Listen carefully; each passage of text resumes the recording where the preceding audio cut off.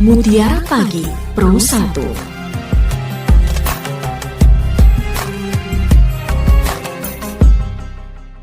Assalamualaikum warahmatullahi wabarakatuh. Selamat pagi pendengar. Di kesempatan edisi pagi hari ini kita berjumpa kembali di Mutiara Pagi edisi Lebaran. Pendengar dan juga pemirsa RRI Sumeneb.net, Idul Fitri menjadi bentuk kemenangan setelah umat Islam menjalani ibadah puasa 1 bulan penuh. Idul Fitri juga diperingati setiap tanggal 1 Syawal. Idul Fitri ini juga jadi momen yang ditunggu oleh umat Islam. Idul Fitri bukan sebatas soal seremonial merayakan suatu hal. Lebih dari itu, ada makna mendalam di balik kata Idul Fitri. Apa maknanya? Kita cari tahu bersama dengan Kiai Surya Fajar Rashid, SPD MPDI. Beliau adalah Sekretaris Lembaga Dakwah PCNU Sumeneb. Selamat pagi, Assalamualaikum Kiai. Waalaikumsalam warahmatullahi wabarakatuh. Selamat pagi Mbak Diana. Iya, masih di suasana Lebaran, opor masih ada Pak Kiai? Alhamdulillah masih baru ini. Baru Nanti masak. kita meluncur ke sana ya Kiai. Silakan. Alhamdulillah. Silaturahmi. Iya, Kiai, tentang memaknai kembali ke Fitri, apa maknanya? Monggo silahkan Kiai. Assalamualaikum warahmatullahi wabarakatuh. Bismillahirrahmanirrahim. Alhamdulillahilladzi hadana ilal aqidatil mahmudah. Wahai aqidatus salafinas salihil ma'rufah bi aqidati ahli sunnah wal jamaah. Wassalatu wassalamu ala rasulillahil qail alaikum bisunnati wa sunnati khulafair rasyidin min ba'di amma ba'd. Hadratal muhtaramin alim ulama yang kami ta'zimi, para pemirsa Mutiara Pagi edisi Lebaran yang berbahagia, marilah pada kesempatan yang mulia ini kita senantiasa memanjatkan puji syukur kehadirat Allah Subhanahu wa taala karena di pagi hari ini, di hari kemenangan kita di tanggal 1 Syawal 1446 Hijriah ini, kita sekalian umat Islam merayakan Idul Fitri, dan mudah-mudahan kita mendapatkan barokah dan ridha dari Allah Subhanahu wa taala. Amin amin ya rabbal alamin. Yang kedua, sholawat beserta salam marilah kita selalu haturkan keharibaan junjungan kita Nabi besar Muhammad sallallahu alaihi wasallam kepada keluarganya, kepada sahabat-sahabatnya, kepada tabi'in, tabi'in, dan mudah-mudahan kita sekalian akan mendapatkan syafaat dari beliau Rasulullah Muhammad sallallahu alaihi wasallam. Amin amin ya rabbal alamin. Pertama, perkenankan saya mengucapkan kepada kaum muslimin, para pemirsa Mutiara Pagi edisi Lebaran, yakni selamat Hari Raya Idul Fitri 1 Syawal 1446 Hijriah. Taqabbalallahu minna wa minkum, taqabbal ya karim minal aidin wal faizin.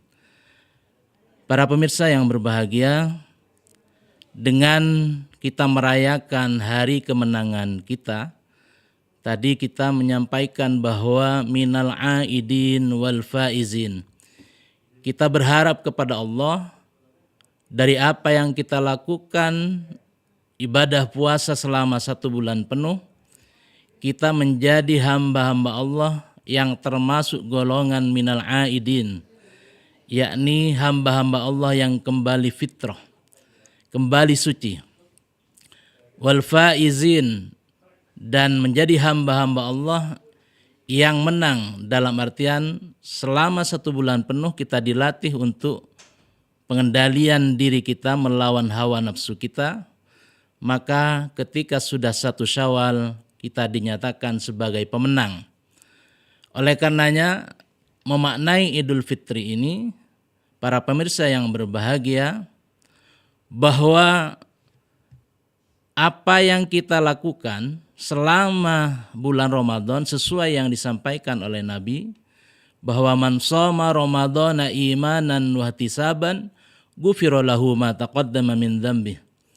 Barang siapa yang melaksanakan ibadah puasa di bulan Ramadan karena mengharap ridha Allah, maka Allah mengampuni dosa-dosanya yang telah lalu.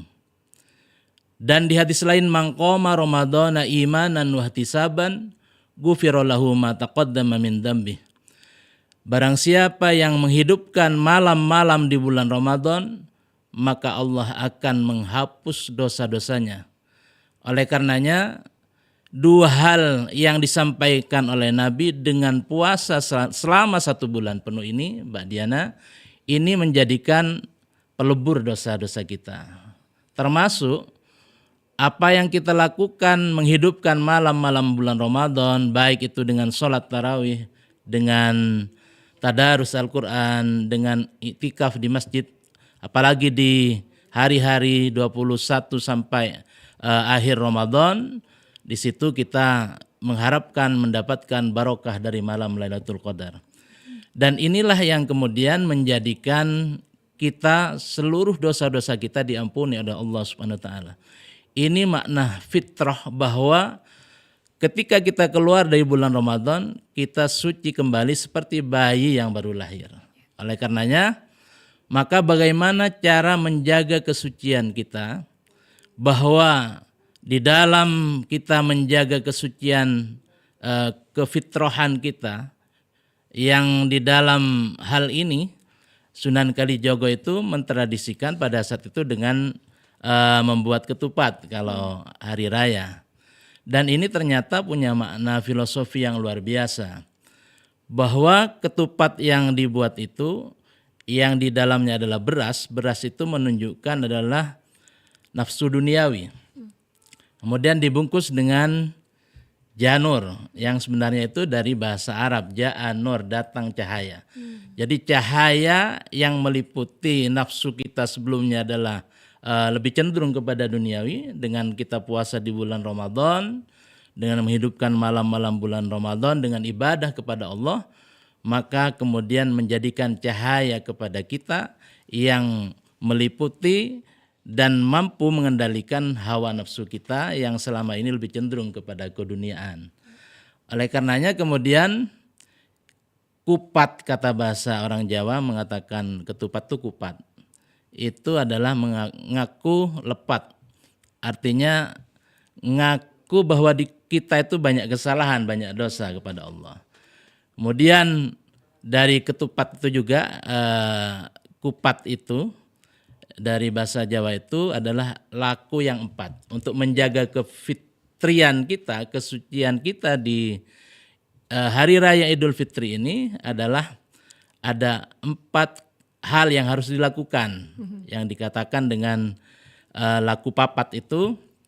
Yang pertama adalah lebaran, yang kedua adalah luberan, yang ketiga adalah leburan, dan yang keempat ada laburan. Jadi ada 4 hal ini yang kemudian filosofi dari ketupat itu.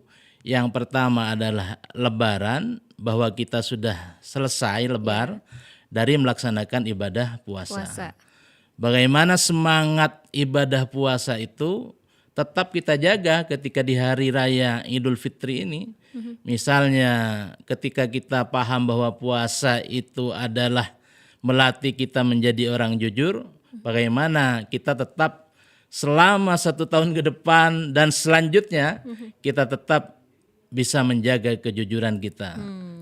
Dan di hadis itu kan disampaikan bahwa puasa itu as-shaumu li wa ana ajzi bihi. Puasa itu adalah untukku dan aku yang akan memberikan balasannya. Allah menyampaikan seperti itu, bahwa orang yang berpuasa itu tidak ada lain, itu keterpanggilan iman. Dan itu pasti ketika keterpanggilan iman, dia berpuasa karena Allah. Dan dari hal inilah kemudian orang ini walaupun dalam keadaan sendirian, dia tidak akan memakan makanan ketika di siang hari bulan Ramadan. Itulah yang melatih kita kejujuran. Walaupun tidak ada orang, bahwa kita memang sudah punya keyakinan, keimanan untuk melaksanakan ibadah puasa, godaan apapun. Tadi kalau disampaikan ada kopior, ada apa di depan kita belewah. Tapi ini karena kita dilatih kejujuran, inilah yang kemudian harus kita jaga dengan semangat puasa tadi. Kemudian juga bagaimana kita juga menjaga semangat puasa dengan sudah lebarnya puasa ini, kita tetap menjaga bagaimana kita ibadahnya kepada Allah bukan semakin surut pasca Ramadan tetapi semakin meningkat.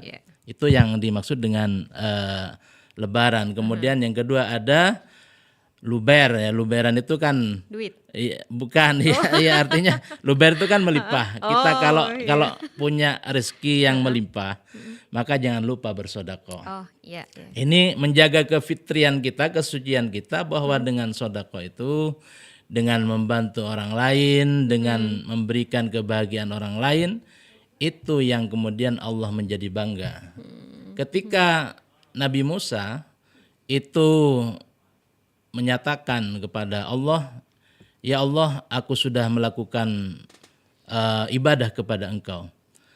Apa ibadah yang paling Engkau sukai dari apa yang aku lakukan?"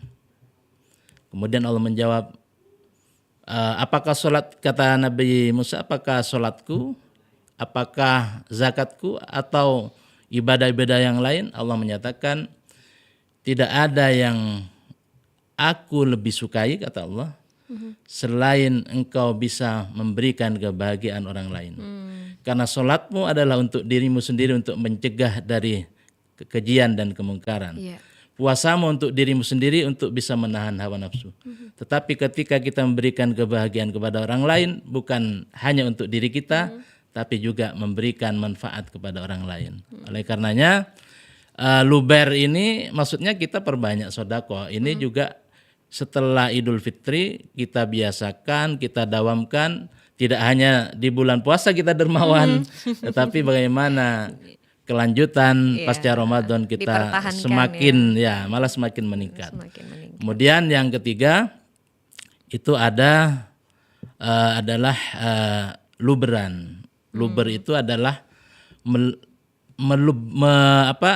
leburan. Leburan itu adalah melebur dosa-dosa kita, bahwa puasa itu adalah melebur dosa-dosa kita sehingga kita dikatakan kembali kepada kesucian kita karena dosa-dosa kita sudah lebur. Nah, ini yang ketiga. Mari kita jaga kesucian ini. Artinya jangan kemudian setelah Ramadan kemudian kita apa istilahnya balas dendam, datang ke tempat wisata yang bermaksiat kepada Allah. Kemudian ini kan tidak menjaga kesucian, kefitrian dari makna Idul Fitri itu sendiri. Kemudian yang terakhir bahwa adalah laburan. Laburan itu adalah putih, suci seperti air kapur itu yang menjadikan bahwa makna fitri, makna kesucian itu kita memang benar-benar tanpa dosa. Tetapi perlu diingat itu dosa kepada Allah. Tetapi yang berkenaan dengan hakul adami, maka kemudian para ulama mentradisikan ada saling mengunjungi tetangga, kerabat dan semacamnya. Untuk apa? Karena kalau kita punya salah, saya punya salah pada Mbak Diana, tapi saya tidak meminta maaf kepada Mbak Diana, tetap menjadi dosa kita sesama antar manusia. Yang dikatakan suci tadi dosa kita kepada Allah. Oleh karenanya momentum dari Idul Fitri dengan adanya tradisi yakni saling mengunjungi, saling memaafkan, ini ditradisikan oleh para ulama. Untuk apa? Agar kita memang benar-benar suci, baik dosa kepada Allah dan dosa sesama manusia. Itu sebagai pengantar, Mbak Diana. Tadi ada 4 yang disampaikan, didefinisikan juga bagaimana tentang lebaran, luberan, kemudian leburan dan laburan. Nah, tadi juga disinggung tentang bagaimana kita kembali suci, kembali putih ya, seperti apa tadi kapur ya. Kapur, betul. Artinya ketika kita 1 bulan ini melebur semua dosa-dosa kita dengan menambah iman dan takwa kita, kemudian juga dengan berpuasa, bersedekah dan lain sebagainya. Ini menjadi modal awal kita untuk menjadikan kita manusia yang Paripurna, kembali ya, yang lahir kembali seperti Iya. bayi tadi yang disampaikan oleh Kiai. Nah, terkait dengan luberan tadi, dengan zakat ya, zakat yang disampaikan. Ini kadang kita juga ketika sudah memberikan zakat fitrah itu disangkanya udah selesai, zakat fitrah selesai. Iya. Tapi kita melupakan zakat-zakat yang lain, barangkali kalau mungkin tradisi ya Kiai, Iya. ketika ada anak kecil yang main kemudian juga kita kasih uang amplop, uang baru, itu yang biasanya ini. Bolehkah tradisi-tradisi seperti itu atau itu juga sudah termasuk sedekah Kiai? Ya. Jadi hal yang menjadi tradisi kita baik di Jawa ataupun di Madura biasanya kan kalau bahasanya memberikan angpau Ya, bagi anak-anak. ya, angpau. Itu membahagiakan anak-anak yang dikasih itu adalah sedekah. Jadi kalau berkaitan dengan tadi misalnya zakat itu kan wajib, zakat fitrah, kemudian zakat mal bagi yang memang hartanya sudah mencapai nisab dan kemudian sudah haulnya sudah 1 tahun, minimal dia punya harta misalnya dengan 96 gram emas, itu kalau misalnya 1 juta kan 96 juta, Ya. anggaplah 100 juta, itu kan harus dikeluarkan 2,5%. Kalau 100 juta kan 2,5 juta harus dikeluarkan, itu wajib. Karena apa? Kalau tidak dikeluarkan, maka Allah akan mengambil dengan secara paksa. Kadang dia sakit, kemudian banyak uang keluar untuk kesembuhannya, Iya. atau kadang-kadang dicuri orang atau dirampok. Ada Nah, musibah lah pokoknya musibah. gitu ya Pak Kiai. Luberan itu maksudnya bagaimana kita menjaga kebiasaan kita dermawan di bulan Ramadan, sudah mengeluarkan zakat fitrah, zakat malnya. Di luar itu kita senang bersedekah, ya kan? Kan kewajibannya sudah, Iya. zakat mal, zakat fitrah sudah. Maka dibiasakan sedekah. Kalau di luar itu kan sedekah namanya. Artinya memberikan kebahagiaan kepada orang lain. Justru yang kadang kita itu salah paham bahwa yang utama itu kalau bersedekah itu kepada kerabat, orang dekat kita. Iya. Yang pertama kepada orang tua, ya kan. Kemudian bisa saudara kita, paman, bibi kita, itu orang-orang dekat kita itu lebih utama. Baru kepada anak yatim, fakir miskin dan lain-lain. Kadang-kadang kita salah paham, kita lebih kepada anak yatim, fakir miskin, kemudian kita lupa bahwa kita punya saudara yang juga miskin misalnya, punya paman, bibi yang juga kekurangan, ya kan. Jadi yang lebih utama kepada yang kerabat dekat. Iya. Jadi dituntaskan dulu keluarga terdekat kita, mulai dari sanak saudara, Betul, keluarga, ya. famili, tetangga. Kalau udah habis baru yang Iya. lain gitu, orang lain. Dan terkait dengan leburan tadi juga Kiai, ketika kita sudah saling memaafkan atau mungkin minta maaf tapi tidak dimaafkan dalam kondisi kita sesama manusia, Iya. itu menjadi hak manusia yang tidak mau memaafkan Iya. tersebut ya Kiai. Iya. Atau ketika juga memaafkan dalam artian memaafkan hanya ya saya memaafkan, tapi masih ada menyimpan rasa marah, ada menyimpan rasa kesal dan Kesal, ya itu bagaimana Kiai? Manusiawi itu kan ya. Iya. Cuman ini sangat menarik. Ada satu hadis yang menurut saya hadis ini luar biasa. Kalau kita memahaminya dengan memaknai bahwa Rasulullah memberikan contoh akhlak yang mulia. Ini yang disampaikan oleh Rasul. Salasum man kunna fihi hasabahullahu hisaban yasira wa adkhalahul jannah tu'ti man haramaka wa ta'fu man dhalamaka wa tasilu man qata'aka. Beliau menyampaikan ada 3 golongan yang ketika kita masuk 3 golongan itu, maka kata Rasulullah, hasabahullahu hisaban yasira. Allah akan menghisapnya pada hari kiamat dengan hisap yang ringan. Wa adkhalahul jannah, dan akan dimasukkan ke dalam surga. Tentunya Mbak Dianya juga ingin menjadi 3 golongan ini ya. Iya benar. Yang pertama kata Rasulullah, tu'ti man haramaka. Kamu memberi sesuatu kepada orang yang tidak pernah memberi kepada kamu. Coba, ini kan luar biasa, akhlak yang luar biasa. Mbak Diana tidak pernah memberi kepada saya. Atau bahkan benci kepada saya, ya kan? tapi saya memberi kepada Mbak Diana. Itu kan luar biasa. Orang ini tidak pernah memberi kepada kita, tapi kita memberi sesuatu kepada dia.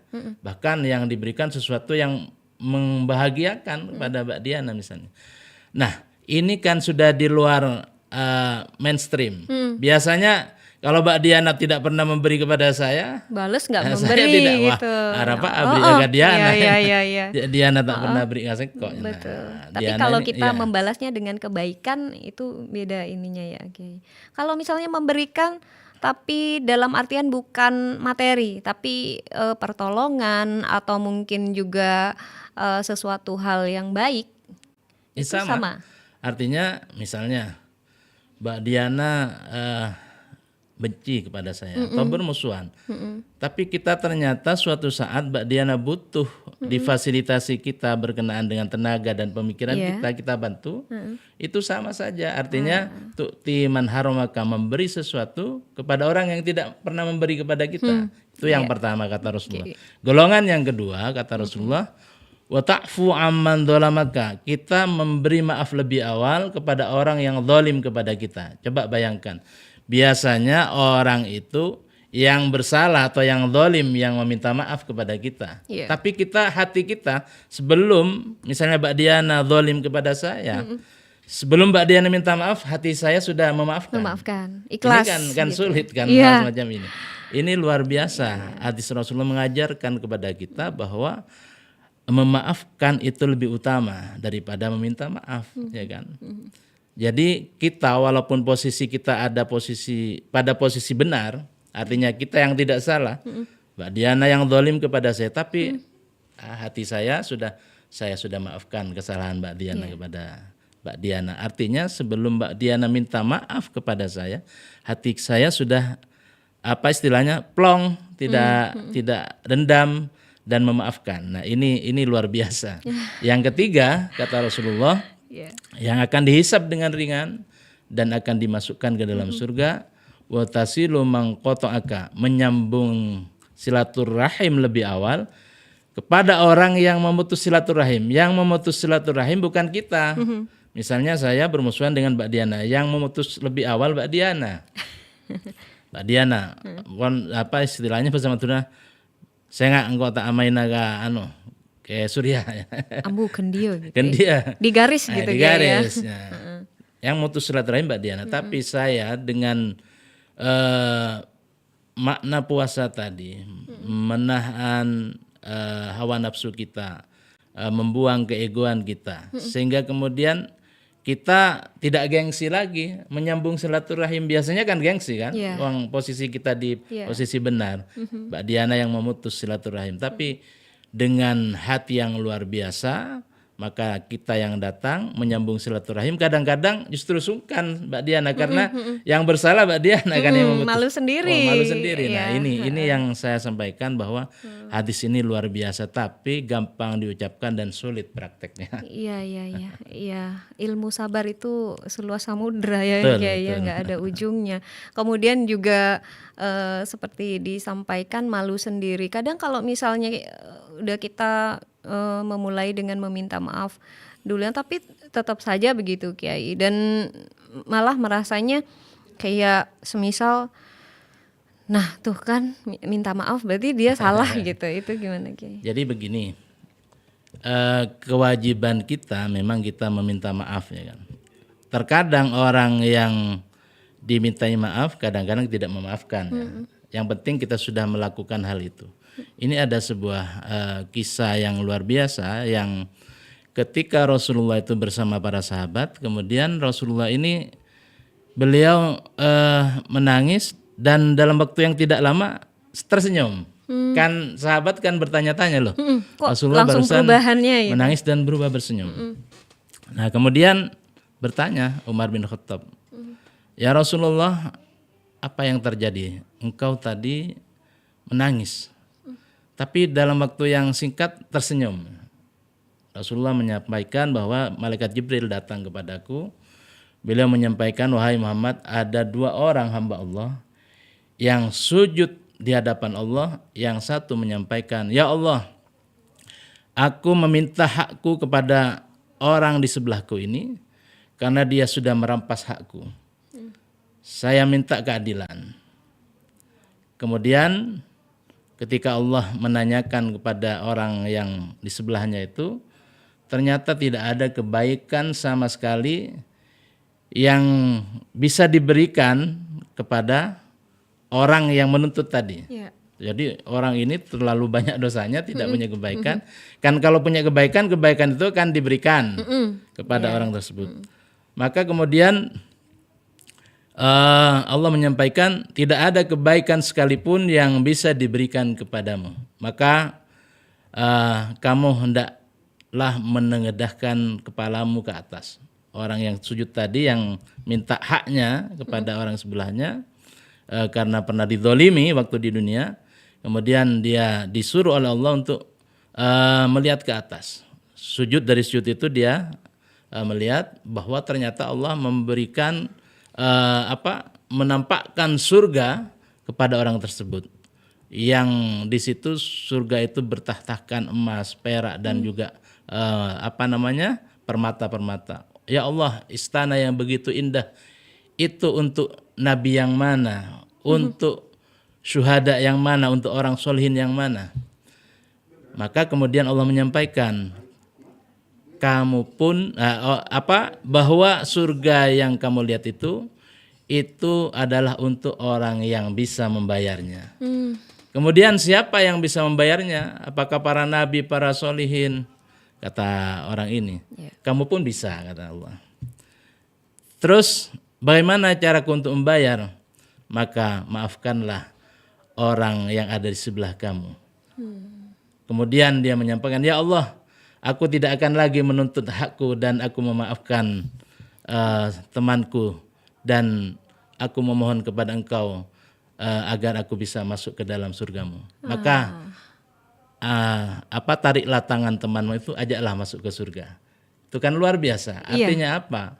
Kemudian Rasulullah itu setelah itu menyampaikan sabdanya, ittaqullah, kepada para sahabat. Nah, itu yang kemudian tadi yang Rasulullah itu menangis karena apa? Karena tadi tuntutan hamba Allah kepada temannya agar membayar pada hari kiamat itu, kata Rasulullah, orang itu akan, kalau dia tidak punya kebaikan, ya Allah, orang tadi itu menyampaikan dosa-dosaku timpakan kepadanya. Kemudian kata Rasulullah, orang pada hari kiamat nanti ingin seluruh apa yang menjadi dosa-dosanya diberikan pada orang lain. Dari saking apanya tidak ingin memikul dosa, ya kan. Maka itu saya menangis, kata Rasulullah. Kemudian kenapa saya tersenyum? Ketika Allah menyampaikan kamu bisa membayarnya dengan memaafkan saudaramu dan ajaklah saudaramu masuk ke surga. Nah, itulah kemudian Rasulullah menyampaikan, ittaqullah, hendaklah kamu takut kepada Allah dan janganlah kamu berselisih di antara kamu sekalian, dan jadilah orang pemaaf, saling mendamaikan di antara orang yang berselisih. Masya Allah. Kita dijanjikan sesuatu atau kita dibayar di akhirat kelak ketika memang kita di dunia sudah melakukan apa yang semestinya tetapi tidak berbalas, ya Kiai. Ketika semuanya sudah tidak berbalas, Allah menjanjikan surga untuknya. Lebih milih surga deh, Kiai. Biarin ini kalau nggak dimaafin. Yang perlu dipetik hikmah dari kisah tadi bahwa dengan kisah tadi, kenapa kita kok tidak mau memaafkan orang lain? Allah saja ketika dikisahkan oleh Rasulullah ini bahwa ketika kita memaafkan pada orang lain, pasti akan mendapatkan surga. Bahkan orang yang bersalah tadi suruh ajak juga. Diangkat derajatnya malah derajatnya. Iya. Kalau semisal gini Kiai, kita tidak pernah berselisih, kemudian juga kita tidak pernah ada gesekan lah dengan sesama gitu. Tapi kita tetap minta maaf. Nah kan kadang kita juga tidak merasa entah guyonan kita menyakiti orang lain, tingkah laku kita yang tadinya kita sebenarnya nggak ngelihat orang itu, tapi disangkanya nggak nyapa gitu, Kiai. Apakah kita nggak ada salahnya kan kalau misalnya tetap minta maaf walaupun kita merasa kita nggak ada salah kok sama dia gitu, Kiai? Ya itulah pasca Ramadan, bahwa ketika kita sudah puasa kita dikatakan lulus dan lolos ya, maka orang tersebut walaupun merasa dirinya tidak punya salah pada orang lain, tapi karena ketawaduannya ya kan, dia menjaga bahwa salah dan khilaf itu kadang-kadang bisa saja terjadi tanpa disengaja ya kan. Kita tidak merasa bersalah tapi orang lain punya sangkaan, wah ini sombong, ini ya kan bisa. Maka oleh karena itu meminta maaf walaupun kita tidak punya salah itu adalah akhlak yang mulia dan dianjurkan kita memang meminta maaf. Bahkan walaupun misalnya kita dizolimi seperti yang disampaikan di hadis tadi, maka ketika kita memaafkan lebih awal pada orang lain, ini sesuatu yang luar biasa. Kalau dikaitkan juga sebagaimana yang dikisahkan Rasulullah tadi, bahwa Allah akan memberikan surga kepada orang yang pemaaf. Ya, jadi kejahatan jangan dibalas kejahatan. Kalau bisa, kalau misalnya kita dijahatin ya kita bersikap sebaliknya gitu. Ya, Nanti kalau misalnya penerimaannya tetap nggak baik ya sudah, itu sudah menjadi urusan dia gitu ya Kiai ya. Iya. Luar biasa sekali makna Idul Fitri yang mungkin notaben kita atau mungkin saya pribadi hanya seremonial saja. Lebaran setelah 1 bulan berpuasa ya udah Lebaran, sholat Id terus pakai baju baru, silaturahmi kemana-mana. Tapi sebenarnya maknanya sangat dalam sekali. Bagaimana mengajarkan kita menjadi pribadi yang lebih baik lagi dan kembali dari nol. Kayak mau isi BBM ya. Dimulai dari nol. Ya, Kiai, terkait dengan rentetan yang sering kita laksanakan pada Lebaran, sholat Idul Fitri. Iya. Berdosakah kita jika tidak sholat Idul Fitri, Kiai? Padahal kita tidak ada aral. Kalau misalnya perempuan mungkin bisa haid atau mungkin ada yang sakit. Ini nggak ada aral tapi tidak melaksanakan sholat Id. Perlu disampaikan bahwa Rasulullah itu menginginkan umatnya pada saat itu ketika Idul Fitri semuanya datang untuk merayakan Idul Fitri. Artinya sunnah muakkad, sunnah yang mendekati wajib. Bagi yang tidak melaksanakan memang tidak berdosa ya kan. Tapi Allah menyampaikan di dalam Al-Qur'an, qad aflaha man tazakka wa dzakara isma rabbih fasalla. Sungguh orang yang berbahagia itu adalah orang manta zakka, orang yang sudah mengeluarkan zakatnya, zakat fitrah ya. Dan bagi yang punya kewajiban zakat malnya juga. Manta zakka wa dzakara isma rabbih, dan pada malam hari Idul Fitri menyebut asma Allah dengan membaca takbir. Allahu akbar, Allahu akbar, Allahu akbar itu kan.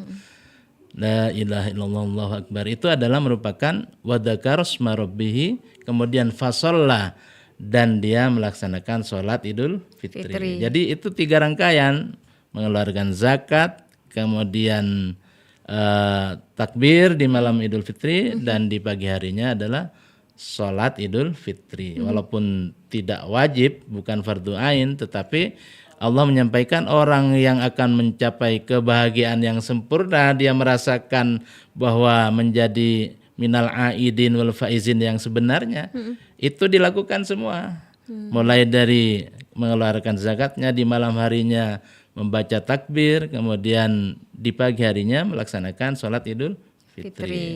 Kadang-kadang kan ada juga Mbak Diana yang tidak puasa sopnya di depan Idul Fitri. Bajunya dari saking bahagianya padahal tidak puasa. Masa kalah sama orang itu kita. Bajunya paling ini lagi apa? Paling bagus. Paling bagus bling-bling gitu. Betul. Iya.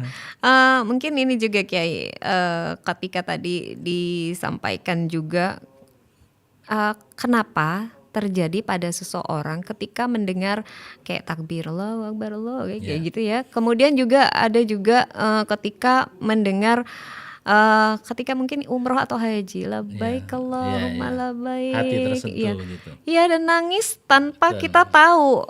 Kenapa kok nangis setelah semuanya selesai, itu baru sadar nangis. Kenapa kok nangis ya gitu. Itu kenapa ya Kiai? Ya, perlu saya sampaikan bahwa ada seorang non muslim yang kemudian masuk Islam karena mendengarkan takbiran itu. Jadi memang pada saat asma Allah itu disebutkan, Ya.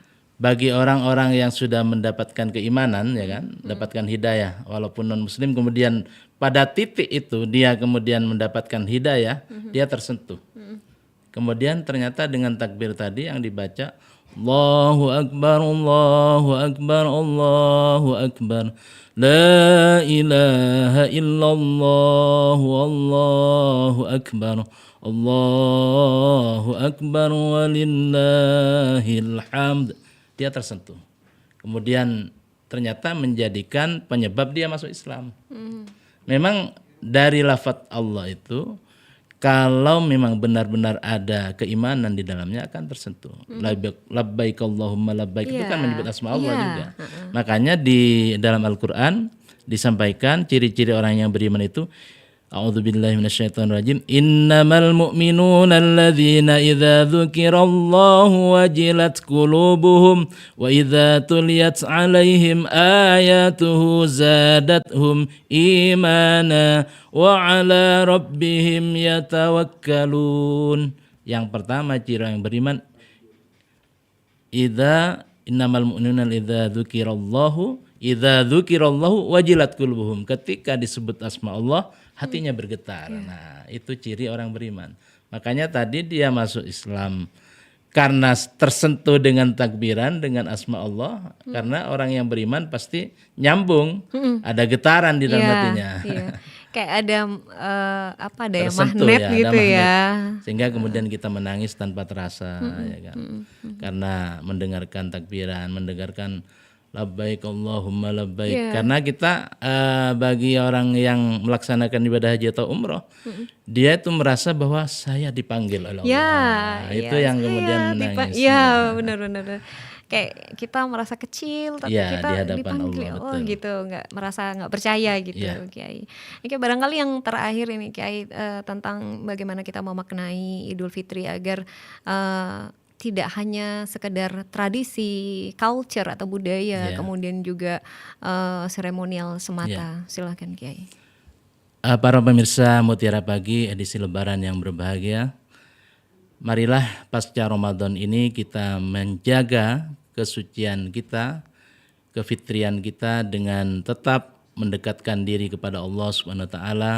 Kita tetap tradisikan membaca Al-Qur'an, sholat sunnah, baik sholat tahajudnya dan sholat sunnah yang lain, puasanya juga puasa sunnahnya, dan yang tidak kalah pentingnya bahwa bagaimana kita menjalin silaturahim, memberi maaf dan meminta maaf kepada orang lain, karena ini adalah merupakan hakul adami dan ini akan diampuni dosa kita kalau sudah kita meminta maaf kepada orang lain.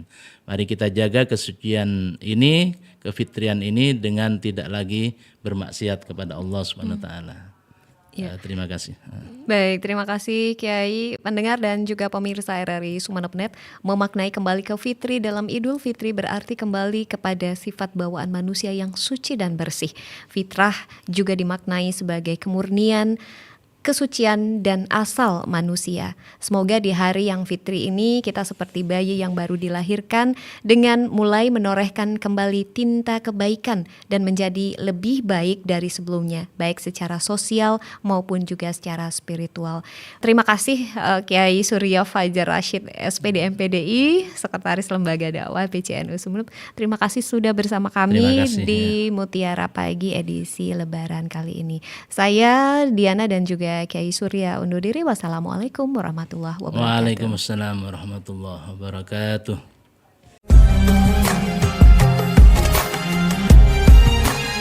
Mutiara Pagi Pro 1.